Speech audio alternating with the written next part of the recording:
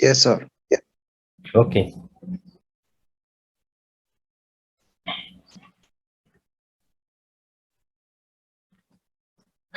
Okay. Now let's talk about implantation. Okay, so before implantation there should not be zona pellucida. When there is zona pellucida, okay, it doesn't give the cell to expand and it doesn't give chance to stick to the uterine cavity. That's why once the morula it enters to the uterine cavity, okay, it becomes porous, it start degenerating, and the cells, okay, fluid enters the blastocyst. Okay, and in late blastocyst there is no zona pellucida. Okay, now it is prepared for implantation. Okay, so implantation occurs, okay, at which stage? Late blastocyst stage. Okay, so blastocyst is the one that is stick to the uterine cavity, okay, the inner lining, that is decidua. So now you can see, so we can see the outer lining, okay, this is trophoblastic cells, and the inner lining, so inner side what we see is a embryoblast. Okay, and this trophoblastic cell, they got pinopores, okay, they stick with the endometrial cells. Okay, and this is called implantation. Okay, it just initially it is just by opposition. Okay, that is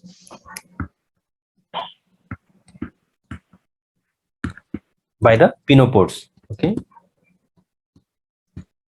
pinopores. Okay. And this is just initially attachment and the cytotrophoblast. Okay, so these trophoblastic cells, they divide into two. One is outer cytotrophoblast and inner side outer syncytiotrophoblast. It has an invasive property. Okay, and cytotrophoblast is the inner one. Okay, and it helps in further invasion of the blastocyst, and the blastocyst it enters the endometrium, okay, in the functionalis layer. Okay, but it do not enter the basalis layer. Okay, so it enters the functionalis layer. So around 5 to 6 days there is implantation.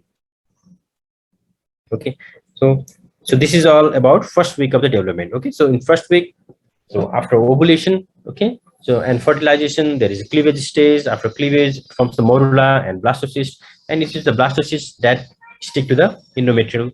Okay, and there is the implantation.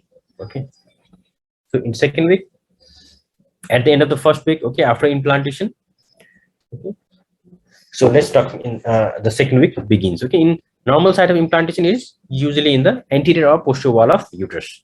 Okay, slightly posterior side is more common. Okay, and once the development of embryo, okay, so from the fertilization to second week, as we have seen that here in the blastocyst. Okay, so outer lining is the trophoblastic cells, and the inner lining, okay, so inner cells, these are embryoblast.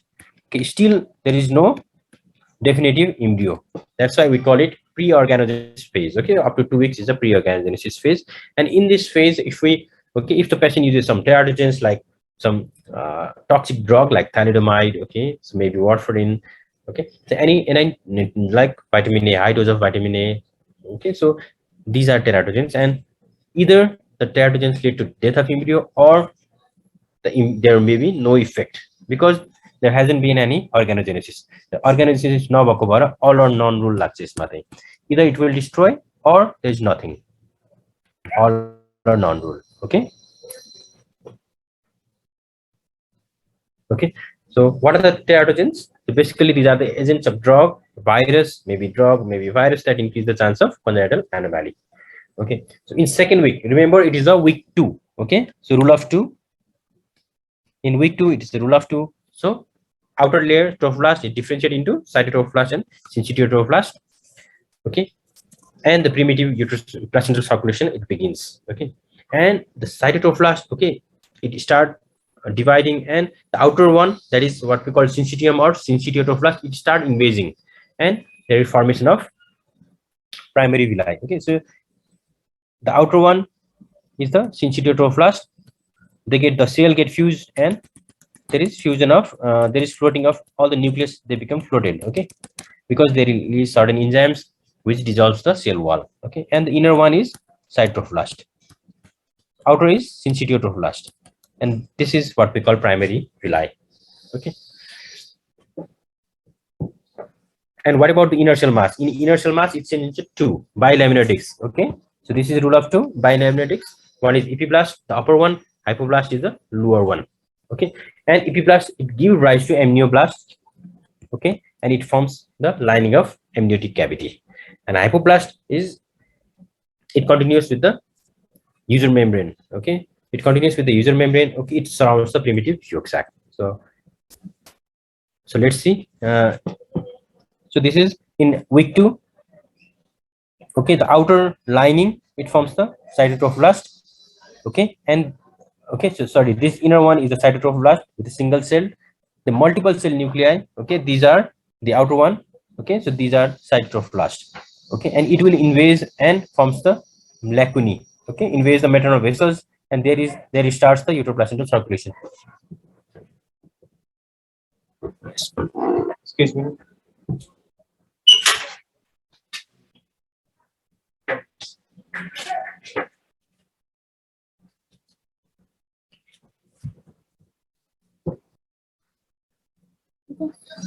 Oh yes. Okay, so the outer layer is syncytiotrophblast. Okay, and this will,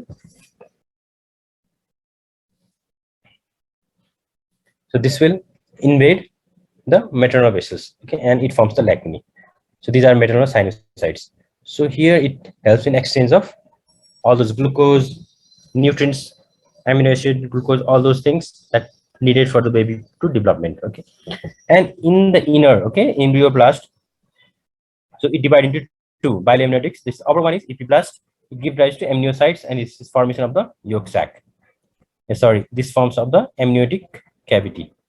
Okay, and the inner one is, this is the hypoblast, and it forms the, yes, yolk sac. Okay, so this is about the second week. And some of these cells, okay, some of these hypoblast, or some from the, some books say from the cytoblast, this forms a layer, distinct layer, okay, that we call extra embryonic mesoderm. Okay, so there is a distinct layer formation that we call extra embryonic mesoderm, and some of the cell, they get disintegrated. Okay, and it forms the cavity what we call coelom. Okay, extra embryonic coelom or chorionic cavity. And the inner, the remaining part of the mesoderm, okay, so that we call extra embryonic somatopleuric mesoderm or chorionic plate. This is very important because this is from the mesoderm, and it helps in formation of chorionic plate, which further gives chorionic frondosome and the placenta. Okay, and the inner lining is, the inner lining is splanchnopeuric, okay, splanchnopeuric mesoderm. Okay, so extra embryonic mesoderm, it appears between the inner surface of cytoplasm and the outer surface of extra exocoelomic cavity. Okay, and the vacuoles develop, it forms the chorionic cavity. Okay, okay, and extra embryonic mesoderm, it is split into somatopleuric as well as splanchnopeuric mesoderm. Okay, so this is somatopleuric, and this is the splanchnopeuric mesoderm. Okay, this cavity is the chorionic cavity. Normally, what we appreciate in the early ultrasound, there is a gestation sac. So this is in fact is a chorionic cavity. Okay. Okay. Now let's discuss briefly about the fetal membranes and placenta. Okay. So placenta and fetal membranes, they separate the fetus. Okay, from the endometrium. And fetal membrane, they consist of chorion and amnion. So chorion, it is from yes, mesoderm. Okay, and amnion you can see from the epiblast. Placenta, basically it is a primary site of nutrient and gas exchange between the mother and fetus. Okay, so it has maternal component as well as fetal component. So majority portion, almost 80-90% it is from fetal component, from the chorion or chorionic frondosome. Okay, chorionic frondosome.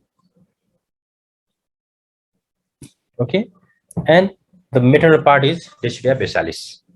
Okay, what we call pregnant endometrium, we call Deschidia basalis. Okay, so detail about, there will be different lecture regarding the placenta. Okay, basically I will just want to highlight the function. So it helps in gas exchange. Okay, so baby uses the oxygen and throw the carbon dioxide to the mother. So it takes all the nutrients, all the electrolyte and antibodies. Okay, so which is a passive immunity. So immunoglobulin G. Okay, so all these transferred to the baby. And also placenta, it is an endocrine organ. It produces hormone. Okay, so estrogen, proestrogen, cortisol. Okay, human placental lactogen, all these things. Okay, so it is also endocrine gland. Okay, let's just develop. Let's discuss about the development of placenta. Okay. So placenta is developed from chorion. Okay, basically it is from somatopleuric mesoderm. So okay, so these the inner lining. Okay, this is the mesoderm. Okay, and this is the chorionic plate. Okay, and these vessels. Okay, now they penetrate the cytoplasm. Okay, so initially we have just syncytioblast and cytoplasm. Now the mesoderm. Okay, they get penetrated. Okay, they penetrate the cytotoblast. Okay, so initially without the mesoderm we call it primary villi, but once they penetrate, okay, so this is called mesodermal core. Okay, and this is the secondary villi. Okay, now you can see here there is a penetration of mesoderm, and we know blood vessels all they form from the mesoderms. Okay, that's why now this mesoderm they get specialized. Okay, they change into, okay, they develop blood vessels. Okay, so as we know the origin of blood vessel is from the mesoderm. That's why this mesodermal core it develop into vessels. Okay,